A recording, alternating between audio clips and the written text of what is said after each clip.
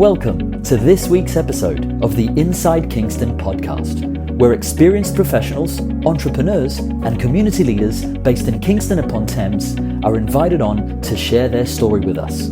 I'm your host, Amir Rochalina. This week's episode of the Inside Kingston podcast is brought to you by Holland Harnham Wills, a financial planning and wealth management firm based in Kingston upon Thames. Holland Harnham Wills specialises in retirement planning for senior professionals and successful business owners. Visit hhw-uk.com to start feeling more relaxed and confident about your financial future. Thank you for joining us for another episode of the Inside Kingston podcast. I'm joined today by Matt Williams. Matt is the founder of Prima Fitness, a personal training studio that specialises in body transformation and pre- and postnatal fitness. What's unique about Matt is how he draws elements from his career as a professional ballet dancer, helping his clients not only get in better shape, but also find the mental strength to surpass their own expectations of what they think they can achieve.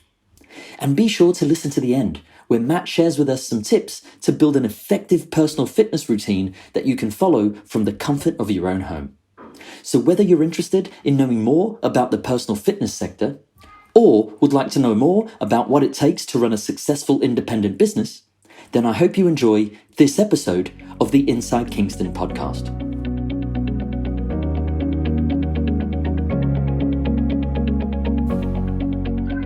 Welcome, Matt Williams, to the Inside Kingston podcast. Matt, I'm really excited about this conversation because as someone who tries to keep fit myself, it's always great to get a chance to hear from somebody as experienced as you in this field.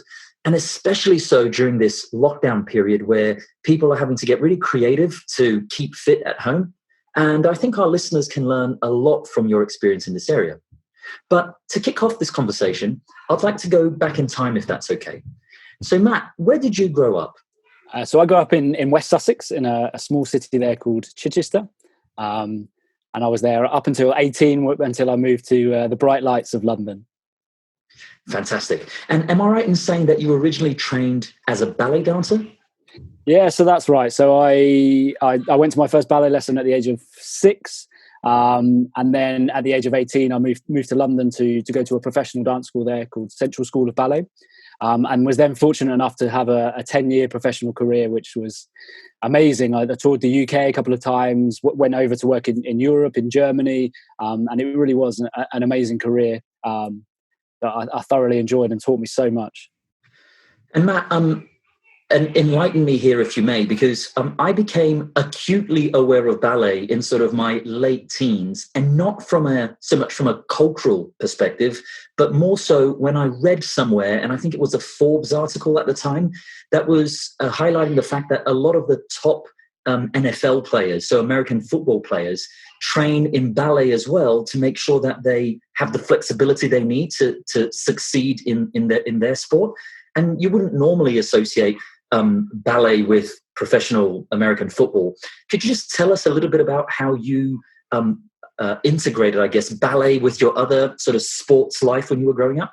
Yeah, so I was one of those sort of really active kids, some might say bordering on annoying, maybe if you ask my parents, but always full of energy. And I always found ballet was a really great way to sort of channel that creatively and physically. But I definitely felt it helped me. I mean, I was a keen tennis player. I played football as well, not to a great level, just recreationally. But I always found that I was always very, very flexible, very strong, physically fit, cardiovascularly fit.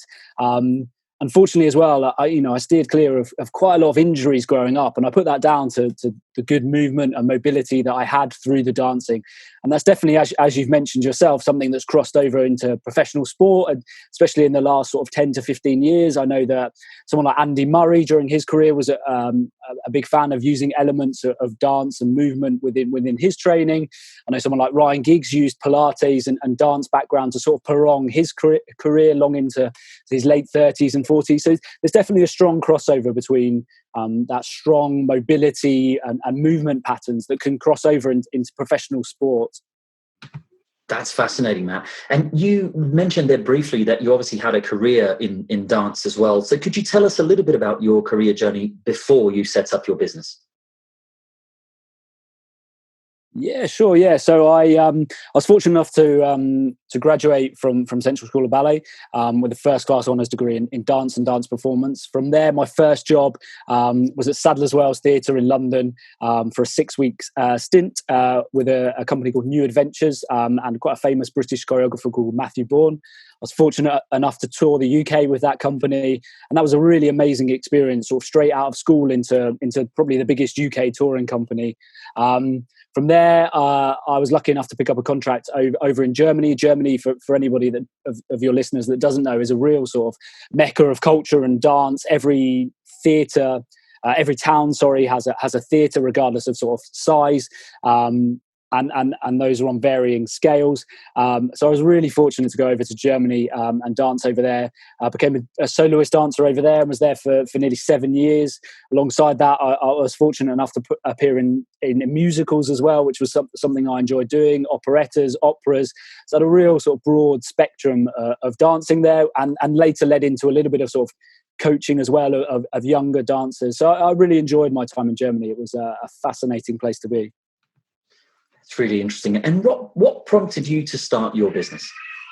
So both, I met my wife while I was in Germany, my girlfriend at the time, my now wife, and we were both getting, this might sound hard to believe, but a little bit older. So approaching our 30s. As I say, I was living in Germany at the time, and I just wanted a little bit more control of my life. The demands were very rigorous. You couldn't choose when you worked, when you didn't work. It was very much, this is the season. It was very dictated to you.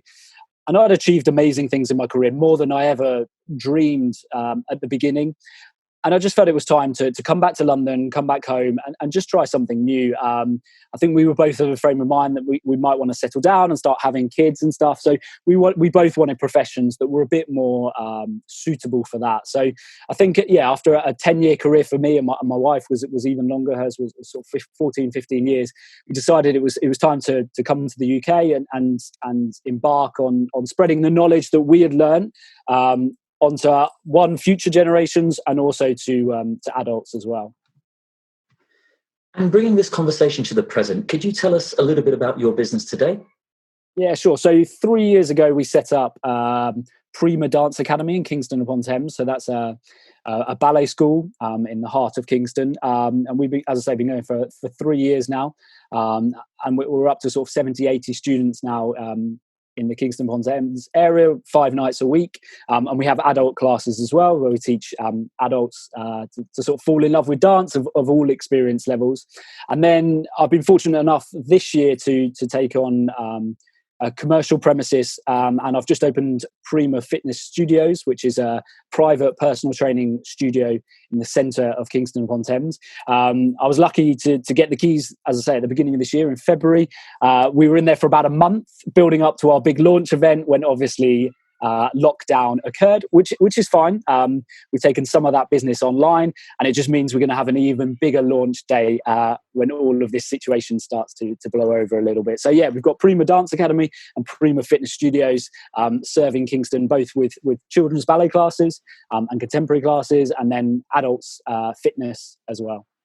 That's fascinating. And Matt, I want to pick your brains a little bit on the personal fitness side of things, if I may.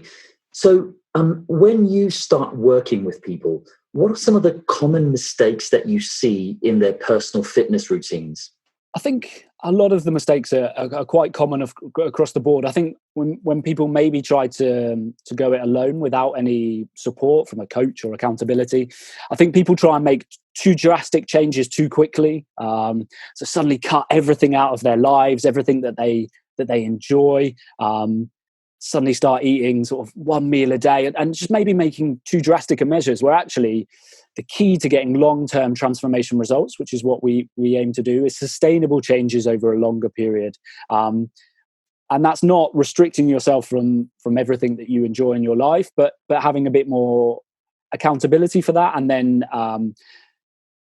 enjoying that in smaller doses maybe. So I think people try and make too drastic changes too quickly, increase their activity levels way high, suddenly train 2 hours a day every day, and then on the flip side of that, massively reduce calories and cut out everything that they enjoy. And actually the secret to So long-term sort of change and transformation is consistency over a long period of time and something that you can adhere to over a long period of time.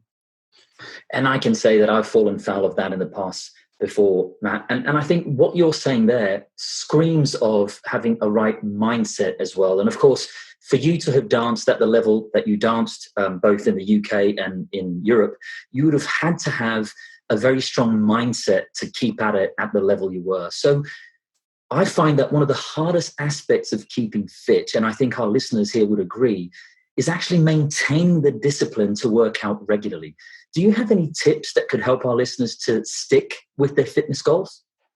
I do. And again, I mean, I understand exactly what you're saying. It's something that, you know, I myself have felt maybe more in recent years. You know, I spent my entire life being dictated to, coached to, you know, being very disciplined. But because I was in that environment, and suddenly when I stepped away from that dance environment and I was essentially on my own, it gets a lot harder to keep yourself disciplined and accountable. And, you know, I'm fortunate that I have, you know, years of experience through that, as you say, which I can sort of rely on a little bit. But one of the first things, you know, I did a couple of years ago when I started to find myself falling into that pitfall was I employed a coach. I set myself a target. I wanted to get involved in a fitness shoot. So I employed a coach that could impart some knowledge on me, but also make me accountable. So I think having somebody to make yourself accountable to is a great place to start. Now, that doesn't necessarily have to be a coach, although it could be someone like myself. It could just be your partner. It could be a friend. It could be sharing something on social media that says, you know, this is who I am. This is what I want to achieve. And suddenly by creating that accountability, writing it down, I think is a great way to make sure that you try and get disciplined on the plan that you want to be on. Absolutely. I'll second that. And for our listeners, Matt, who are wanting to take their personal fitness a little bit more seriously, you mentioned there at the top of the show that you've moved a lot of your classes online. Could you share with us a little bit about how that experience feels to the client and what they can expect to get out of it? Yeah, of course. So we had an online business already pre-coronavirus, pre-lockdown, which has been very successful. But obviously, you know, during this time when people can't get out and people are looking for a little bit more guidance, that's something that has actually increased over the last month or so. So we have varying packages that we provide to people, but mainly we provide support and accountability. So I chat to all of my clients once a week on Zoom calls like this. They have 24-hour WhatsApp support. We have a WhatsApp support group together where everyone can chip in, a Facebook support group. So there's a lot of support and accountability, but obviously there's a tangible side to that as well. We have our own support system on a web-based system, so we can send them programs, workouts. Obviously a lot of those workouts and programs have had to change as people can't go to the gyms that they used to go to, or have access to the equipment that they wanted to. So yeah, we get bespoke nutrition training plans that get sent to all of our clients as well. So there's a balance of education and training and coaching around the workouts and exercise and nutrition that they should be doing. But then also a community aspect as well. So, you know, whether that's in our community support groups on Facebook or WhatsApp, or 24-hour communication with me as their coach. And it's pretty incredible, isn't it, Matt? Because I've been pretty adverse to gyms most of my life. It's for me, it's just hard to fit it in. No matter which bit of my life I was in, it just seemed always hard to fit in. But working out at home, even if it's just through a body weight workout, seems to actually get me in a really good mindset first thing in the morning. I must admit that pre-lockdown, I probably didn't have as much faith on that as I do now. Is that what you're seeing from some of your clients, that they actually feel that the workout they can do at home is actually pretty hard, even though they don't have access to perhaps the equipment they've been used to? I think 100% I'd agree with that. I think in the past, some of us, our biggest objections to sort of our online training has always been, but it's not going to be as effective, and et cetera, et cetera. But actually now that people don't have that choice, you can't get to a gym, you know, for love nor money, and people are trying more homework, I think people are understanding, actually, I can get a lot of benefits from this. And I agree with you. Me, myself, and I work with a lot of clients as well that are parents to young families, and not having a lot of time is one of their biggest struggles. And especially now with lockdown, being at home, trying to fit in exercise around the kids being there. Actually, I mean, I've set up some sort of 25, 20, 30-minute workouts. As you say, get them done maybe first thing in the morning or whenever you have time. And one, they can be really effective. But two, they're so time efficient. And that's what you need from a workout. You need it to be efficient and effective. And that's exactly my case with a 4-year-old and a 2-year-old. So I definitely second that. Matt, let me switch gears on you slightly, because when I was doing some research for this conversation, I also saw that you have a particular expertise in pre and postnatal workouts.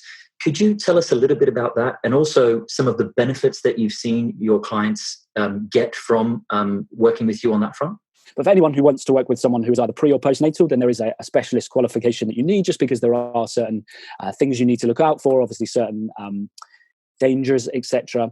So it's about making the workout safe and effective for your client. And a lot of that is about, communication, reassurance, because, the benefits of training, both pre and postnatal, are there. There's strong scientific evidence to suggest that. But I think sometimes it's about reassuring the client that, what they're doing is good and is safe. As I said, I went through this a year and a half ago. My son is a year and a half. So I helped my own wife through this, both pre and postnatal. Someone that has always been very fit, an ex-professional ballet dancer, but even she was a little bit apprehensive about training, obviously, while being pregnant. You have this very precious thing that you want to look after, and that's very important. So training does differ greatly from say a regular client that you might have. There's a lot more emphasis on how your client is feeling. How, their body will differ day to day, and it's about being very receptive to that. Obviously, the workload at certain points needs to be slightly reduced as the demands. It is very much the demands of pregnancy and postnatal take over, and then similar to the conversation we were having before, it's about being efficient with your time as well. Whether that it's your first child or your second or third or whatever, you're going to have other priorities within your life, and it's about how that you take this great benefit of exercise, but actually making sure that it fits in with the schedule that you have at the time. What are some of the key business lessons you've learned throughout your life? So I think from my career as a dancer, you're always searching for perfection. You want that idea of absolute perfection on stage, whereas actually in business, not the opposite is the case, but when you run your own business, I think you need to sometimes make those mistakes and make those mistakes fast, so that you understand how to develop from them in the future. I think sometimes actually, and I include myself in this as well, I think sometimes the fear of perfection, whether that's content creation on social media, business plans that you want to implement, can actually sometimes be detrimental. And sometimes it's best just to, with some common sense, but actually just to jump in and try and make an effort. And if you make mistakes, fine, pick up, learn from it and carry on. And then actually what I found even better beyond that is I have my own business mentor now, and actually learning from their mistakes and trying to avoid the mistakes they made. But obviously at some point you're going to make mistakes. And I think that accepting that that's okay, that everything's not going to be perfect. I found that very difficult in the beginning, but I think I'm getting better at doing that. And I think actually from the mistakes you make, you learn much more than if everything just runs smoothly. When you look back at your career journey today, what are you most proud of? Wow. From my dance career or from my business career? I'll leave that one to you. My dance career had loads of amazing highlights, and as I say, I enjoyed every minute of it and achieved way more than I ever thought I would. So, that was all amazing.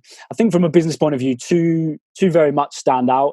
Opening, our first day of our ballet school, we've both been quite successful professional ballet dancers, suddenly have our own intake of students that we can mold and sort of, really, inspire and motivate and develop. I think the first day that we had that, I think that was an amazing feeling. I think both my wife and I got home that night and were just really proud of having that, and also the responsibility of being able to inspire a next generation to flourish and develop technically and as performers. That was really inspiring. And seeing those kids all those years ago and now what they've become now, and we've just had amazing exam results from the external exams they do, that's been an amazing journey to be a part of for these young kids. And whether they go on to have careers or just have this as a tool in their arsenal, I think learning a skill and learning it at a high level is such a a benefit as a young adult, and benefits their entire life. So that's been a really amazing journey to be on. I think as well, getting the keys, signing the lease to my first gym. I mean, that was an amazing moment. It was quite it's a process I'd never done before. It was probably an 8 to 12 week process of lease assignments and keys, and till we got the keys, and all sorts of forms and applications and lawyers. Definitely not what I thought it was going to be when I went into it, but it was a massive learning curve, and just an amazing experience. I think when I finished my career, when I stepped off stage for the last time, I think the idea of owning my own gym premises just seemed such a long way away, and to have achieved that, I'm really grateful for that. There's elements of lockdown I'm enjoying, but the one thing I can't wait is to get back in my gym, unlock those doors, and start to help more and more people to get on with their fitness goals. So those opening those two businesses has been probably the highlight. And lockdown or no lockdown, Matt, your energy just comes through on the podcast, man. So I'm absolutely sure it's going to continue to be a successful journey for you. What next for you and your business? Are there any projects in the pipeline that you can tell us about? So probably the big one for us, obviously, I don't feel like we've got a fair crack of the whip coming out of getting the keys, opening the studio. The big one for us is we're going to have a big launch open day, hopefully when all this is over and we're allowed to get some people in a room together. And that's going to consist of some free classes, group classes, and have some Q&As with some trainers so people can ask any health and fitness questions they've got. And then I guess it's establishing ourselves in Kingston. I personally have never worked in Kingston upon Thames. I've been in the City of London for the last 4 years, working with very corporate clients there, which I've enjoyed. But I'm looking forward to getting stuck in Kingston, getting to meet people. This might sound a little bit cheesy, but there's a definite vibe when you come into Kingston. It's a very creative place. There's lots of there's an exciting feel when you get into Kingston. It's a beautiful place as well. So I'm looking forward to spending more of my time there, getting to know more and more people in the area. There's some amazing local businesses and entrepreneurs that I can't wait to network with. A big studio open day, and just get going in Kingston. That's what we're looking forward to. That's brilliant.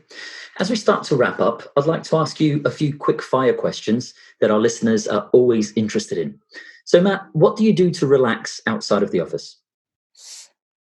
I guess my number one, and this sounds a little bit, I like to train. That's always been my release, that hour of workout where I can get away, stick some headphones on, not be accountable to the outside world, and just exercise. But I guess away from that, as I said, I've got a young son. He's 18 months old, and he's just the best. The best stress reliever after a busy day.